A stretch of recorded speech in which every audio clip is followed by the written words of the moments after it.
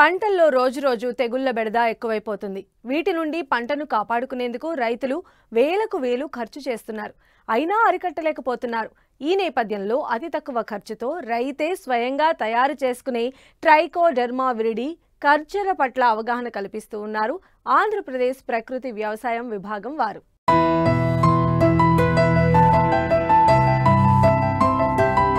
సంప్రదాయబద్ధంగా పండిస్తున్న అనేక పంటలకు సాగు మొదటి దశలోనే అనేకమైన తెగుళ్లు సోకుతున్నాయి.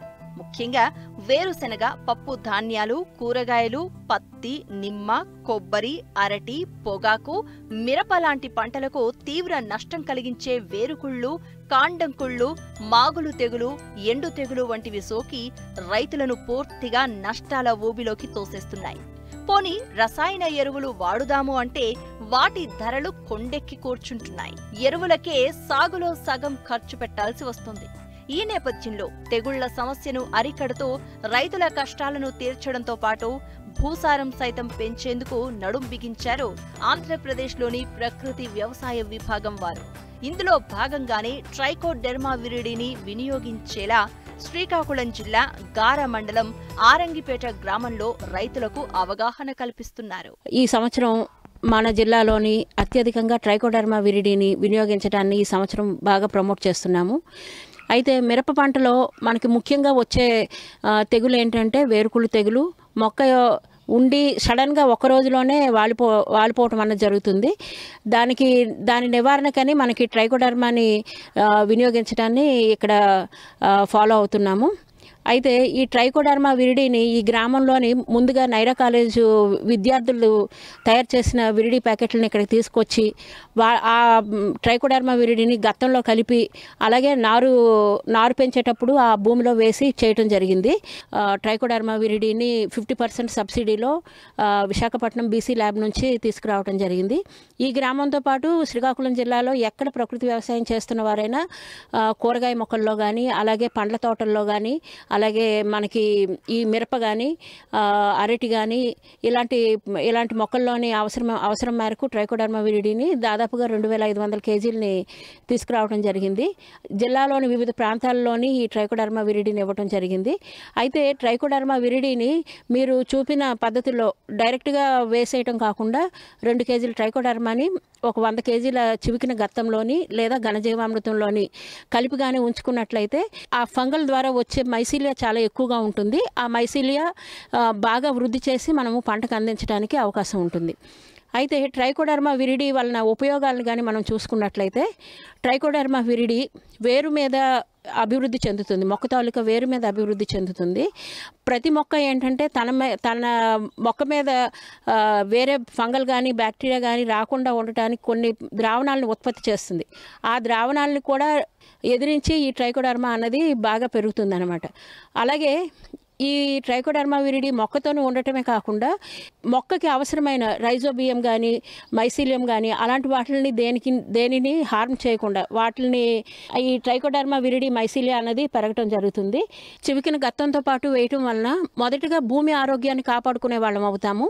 అలాగే ఈ ట్రైకోడెర్మా విరిడిని కూడా వేయడం వల్ల ఇది బయోఫంగిసైడ్ కింద ఉపయోగపడుతుంది.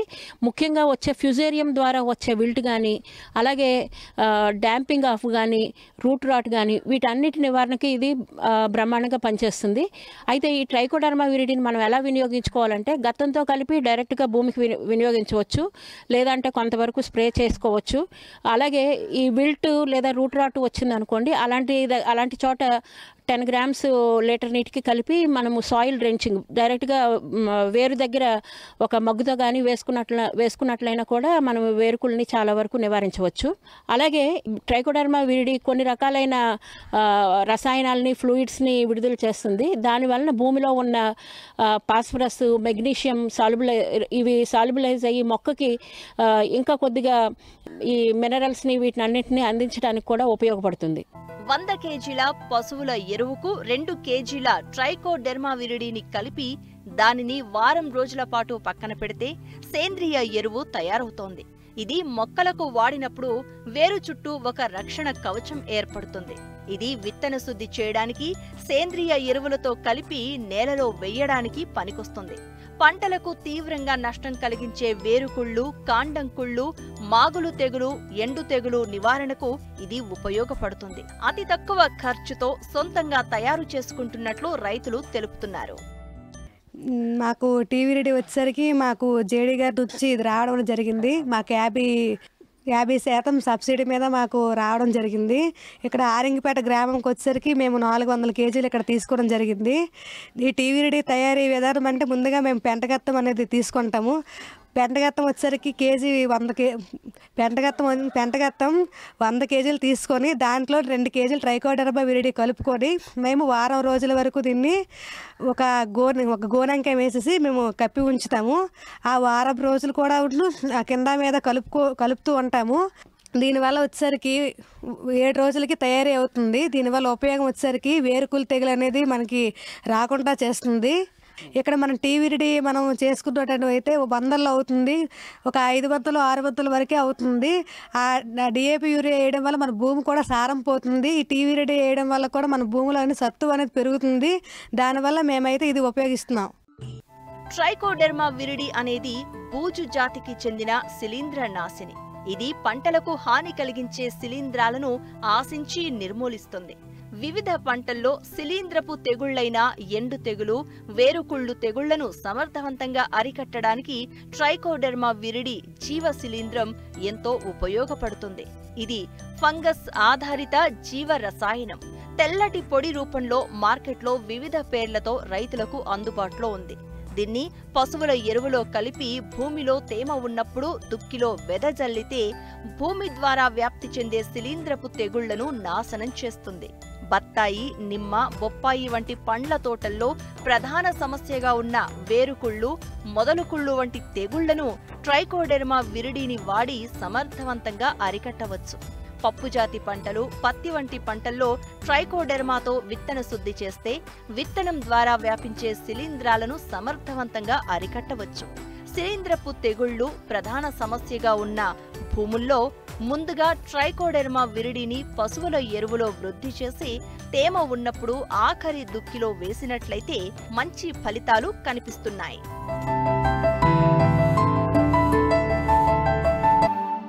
మారిన వాతావరణ పరిస్థితుల కారణంగా ఖరీఫ్ కందిలో పురుగుల ఉధృతి పెరగడంతో రైతులు ఆందోళన వ్యక్తం చేస్తున్నారు. చాలా ప్రాంతాల్లో కంది కాయదశలో ఉండగా ఆలస్యంగా విత్తిన ప్రాంతాల్లో పూత దశకు చేరుకుంది. రసం పీల్చే పురుగైన పేనుబంక తాకిడి వల్ల నష్టం అధికంగా ఉన్నట్లు శాస్త్రవేత్తలు గుర్తించారు. వీటి నివారణకు సత్వరమే చేపట్టాల్సిన సస్యరక్షణ చర్యల గురించి రైతులకు తెలియజేస్తున్నారు జమ్మికుంట కృషి విజ్ఞాన కేంద్రం శాస్త్రవేత్త డాక్టర్ శ్రీనివాస్ రెడ్డి.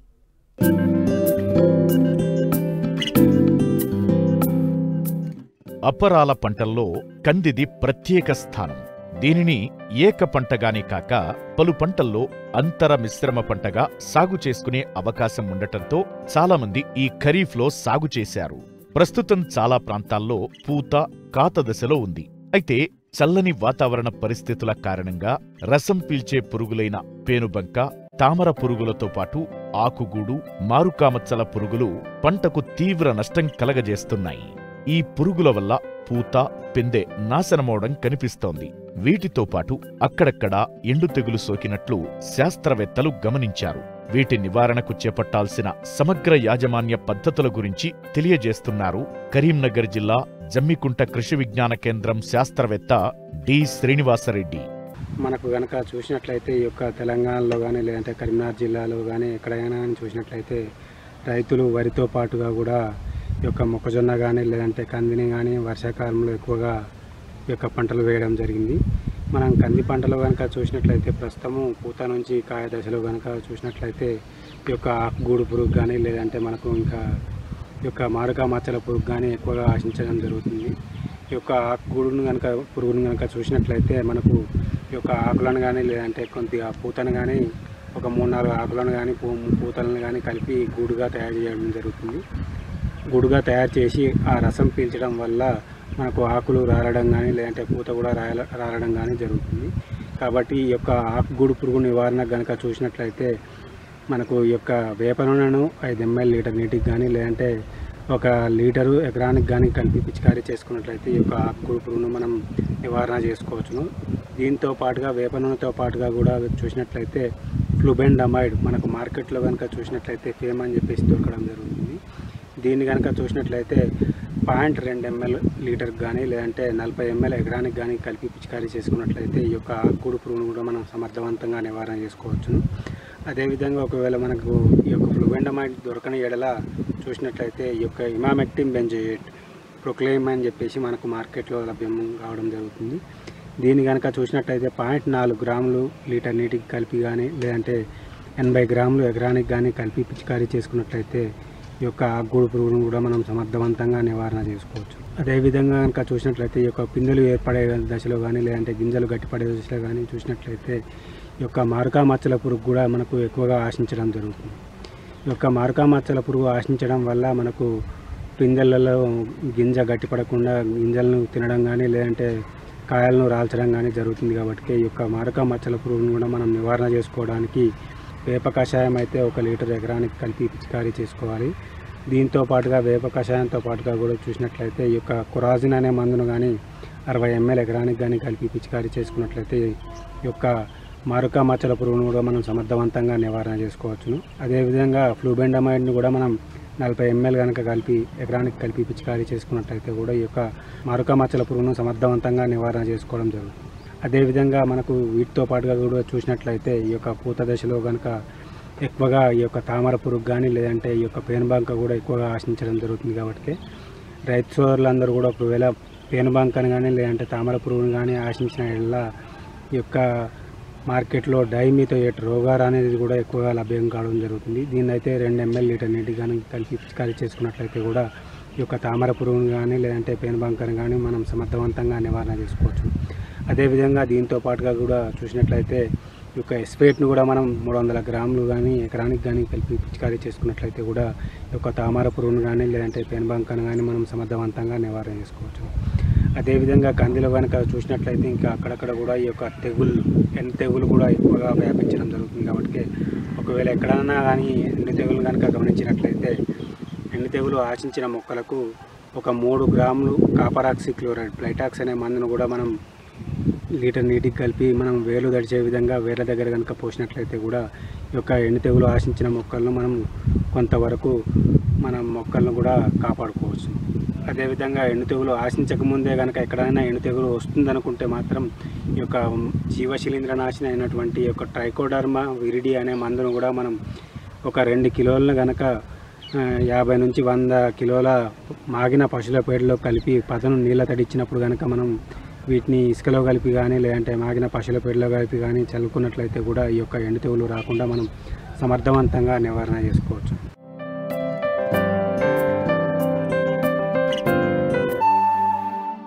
సాధారణంగా మాంసం కోసం బ్రాయిలర్ కోళ్లు, నాటుకోళ్లను పెంచుతూ ఉంటారు రైతులు. అయితే కొందరు అందం కోసం, ఫ్యాషన్ కోసం టర్కీ కోళ్లను పెంచుతూ ఉంటారు. వీటిని కోళ్ల మాదిరిగానే షెడ్లను ఏర్పాటు చేసి ఫ్రీ రేంజ్ పద్ధతిలో తోటల్లో, పెరటుల్లో పెంచుతూ ఉంటారు. మాంసం కోసం, గుడ్ల కోసం 18 నుంచి 20 వారాల వరకు పెంచే ఈ టర్కీ కోళ్ల పెంపకంలో ఎలాంటి జాగ్రత్తలు తీసుకోవాలో తెలియజేస్తున్నారు PV Narasimha Rao veterinary college professor doctor Daida Krishnaprasad.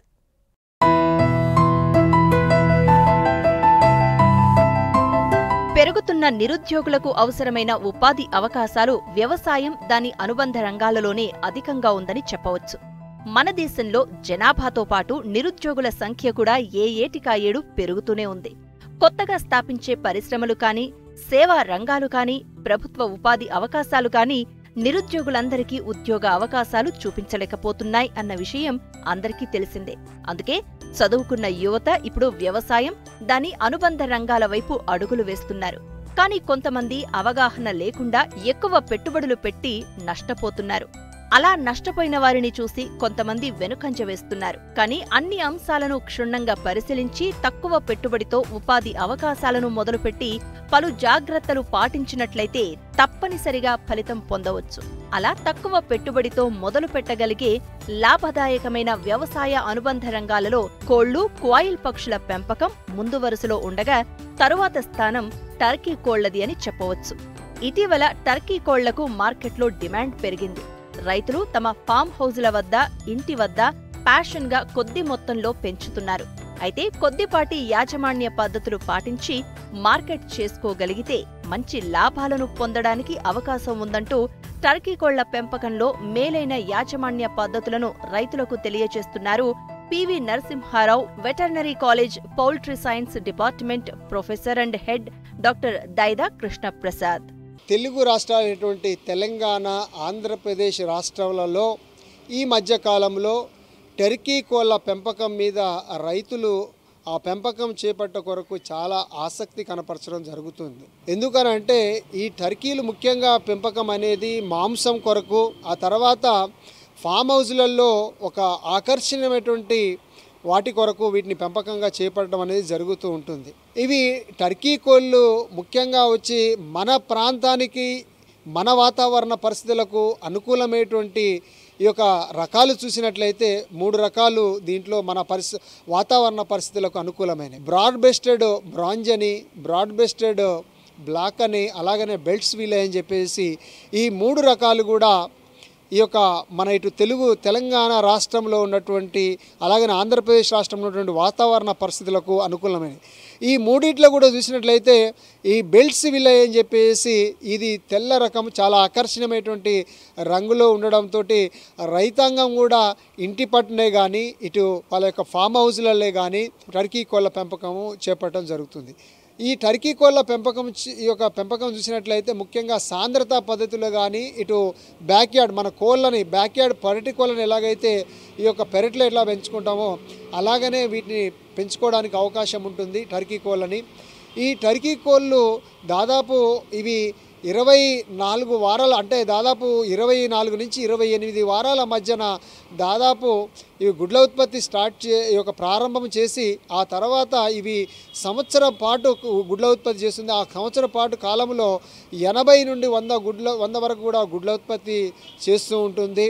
So దాంతోపాటు మాంసం కొరకు పెంచేటువంటి రైతాంగం కూడా దాదాపు 18 నుండి 20 వారాల లోపు ఇవి ఒక్కొక్క టర్కీ శరీర బరువు చూసినట్లయితే ముఖ్యంగా ఈ యొక్క మగ టర్కీల బరువు దాదాపు 8 నుండి 9 కేజీలు, ఆడ టర్కీ యొక్క బరువు చూసినట్లయితే ఈ యొక్క 5 నుండి 6 కేజీల వరకు కూడా ఈ 20 వారాల్లో చేరుతూ ఉంటుంది.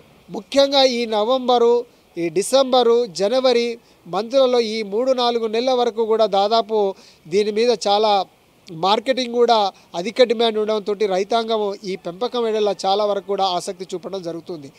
టర్కీ పిల్లలు వచ్చేసి బ్రూడింగ్ అనేది చేసుకోవాలి. ఈ బ్రూడింగ్ అనేది దాదాపు మనం బయట ఉన్నటువంటి వాతావరణ పరిస్థితులను బట్టి మనం 4 నుంచి 6 వారాల మధ్యన చేసుకోవాల్సి ఉంటుంది. ఈ 4 నుండి 6 వారాల వరకు బ్రూడింగ్ అంటే ఒక షెడ్లో పెట్టేసి 6 వారాల వరకు కూడా తగినటువంటి ఉష్ణోగ్రతను అందించి ఈ యొక్క టర్కీ కోడి పిల్లల్ని పెంపకం చేయవలసి ఉంటుంది. ఆ తర్వాత 4 అంటే బయట ఉన్న వాతావరణ పరిస్థితులను బట్టి 5వ వారము లేకపోతే 7వ వారం నుంచి కానీ బయట పరిసర ప్రాంతాల్లో పెరట్లో ఉన్నటువంటి స్థల లభ్యతను బట్టి మనం ఈ యొక్క పెరటి కోళ్ళను పెంచుకోవచ్చు.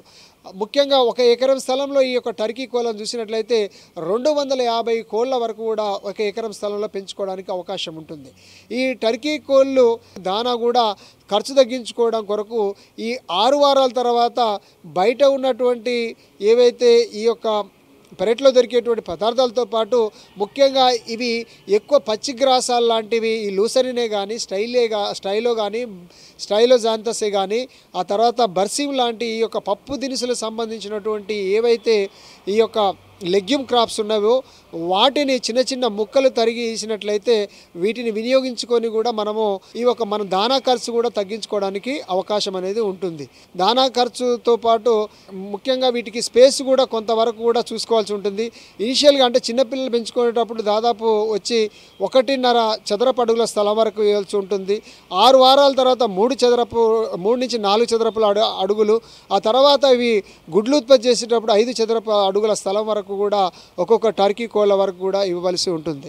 ఈ విధంగా పెంచుకున్న తర్వాత ఏవైతే ఇవి లైంగిక పరిపక్వత వచ్చినప్పుడు ఈ టర్కీ కోళ్ళు లైంగిక పరిపక్వత అనేది దాదాపు 24 వారాల మధ్యన వస్తుంది కనుక ఆ వారాల మధ్యన వీటిని మనం ఈ యొక్క మగ ఆడ టర్కీలను సపరేట్ చేసుకొని 1:3 కానీ లేకపోతే 1:5 రేషియోలో కానీ ఈ యొక్క మగ ఆడ టర్కీలను పెంపకం చేసుకోవాల్సి ఉంటుంది. ముఖ్యంగా చూసుకున్నట్లయితే 3 ఆడ టర్కీలకు 1 మగ టర్కీని మనము పెట్టుకున్నట్లయితే ఈ యొక్క గుడ్ల ఫలదీకరణ చెందినటువంటి గుడ్లను పొందడానికి అవకాశం ఉంటుంది. ఈ విధంగా మనకు ఈ యొక్క గుడ్ల ఉత్పత్తి చూసినట్లయితే దాదాపు సంవత్సరానికి 80 నుండి 100 వరకు కూడా గుడ్ల ఉత్పత్తి చేయడం. ఈ యొక్క గుడ్లని ఇంక్యుబేటర్లో 28 రోజులకు పిల్లలు వస్తుంది. లేదు కొద్ది మొత్తంలో ఉన్నాయి మాకు గుడ్లు అనుకుంటే మన పొదిగేటువంటి కోడి కింద కూడా వేసి కూడా మనం ఈ యొక్క పిల్లలను పొందడానికి అవకాశం అనేది ఉంటుంది. ముఖ్యంగా మనం టర్కీ కోళ్ళను పెంచుకునేటప్పుడు కొన్ని రకాలైనటువంటి వ్యాధులు ప్రబలేటువంటి అవకాశం ఉంటుంది. ఆ వ్యాధులలో చూసుకున్నట్లయితే ముఖ్యంగా ఈ యొక్క మైకోప్లాస్మా డిసీజ్ అనేది ఒకటి బాగా ప్రబలేటువంటి అవకాశం ఉంటుంది కనుక అందుకని చిన్నపిల్ల దశలో ఉన్నప్పుడే ఈ యొక్క యాంటీబయాటిక్స్ మందులు లాంటి నీటిలో కలిపేసేసి ఈ యొక్క డిసీజ్ని ఈ యొక్క మైకోప్లాస్మా డిసీజెస్ని ఆ తర్వాత కొన్ని శ్వాస సంబంధమైనటువంటి వ్యాధులను కూడా నివారించుకోవడానికి అవకాశం ఉంటుంది కనుక వీటితో పాటు ఈ యొక్క రోగాలు రాకముందుకే టీకాలు కూడా వేసుకోవాల్సి ఉంటుంది టర్కీలకు.